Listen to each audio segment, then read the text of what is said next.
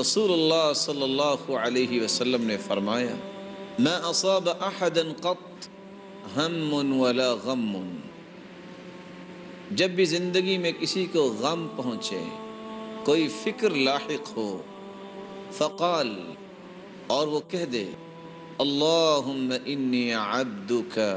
وابن عبدک وابن امتک ناصیتی بیدک ماض فی حکمک عدل فی قضاؤک اسألک بکل اسم هو لک سمیت به نفسک او انزلته فی کتابک او علمته احدا من خلقک او استأثرت به في علم الغيب عندك ان تجعل القرآن العظيم ربيع قلبي ونور صدري وجلاء حزني وذهاب همي الا ابدله الله فرحا۔ جو شخص مصیبت کے وقت سید الاستغفار یہ مبارک کلمات اپنی زبان پہ لے آتا ہے، اللہم انی عبدک وابن عبدک، اے اللہ میں تیرا بندہ، تیرے بندے کا بیٹا،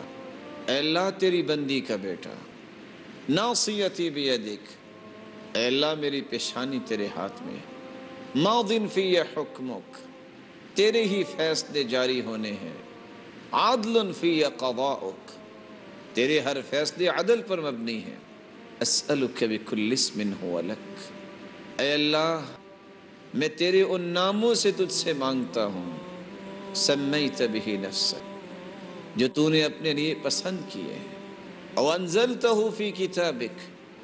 یا تو نے اسے اپنی کتاب میں نازل کیا ہے، او علمتہ احدا من خلقک، یا تو نے اپنی مخلوق میں سے کسی کو سکھا دیے ہیں، او استأثرت به فی علم الغیب عندک، اے میرے مالک میں ان ناموں سے بھی تجھ سے مانگتا ہوں جو تو نے اپنے پاس رکھے ہیں، ان تجعل القرآن العظیم ربیع قلبی ونور صدری وجلاء حزنی وذہاب ہمی، اے اللہ اس قرآن کو میرے لیے میرے دل کی بہار بنا دے اور میرے سینے کی روشنی بنا دے اور میرے غموں کو دور کرنے کا ذریعہ بنا دے، وذہاب ہمی، اور اس قرآن کی وجہ سے میرے غموں کو دور فرما دے۔ رسول اللہ صلی اللہ علیہ وسلم نے فرمایا انسان جب یہ کہہ دیتا ہے الا اذهب اللہ ہمہ وحزنہ، اللہ رب العزت اس کے غم اور فکر کو دور فرما دیتے ہیں، وَأَبْدَلَهُ لَهُ مَكَانَهُ فَرَجًا، اور اس کی مصیبت کی جگہ اللہ خوشیاں بنا دیتے ہیں۔ صحابی سوال کرتے ہیں یا رسول اللہ صلی اللہ علیہ وسلم الا نتعلمها، ہم اس کو سیکھ نہ لیں؟ قال بلا، کیوں نہیں، ينبغي لمن سمعها ان يتعلمها،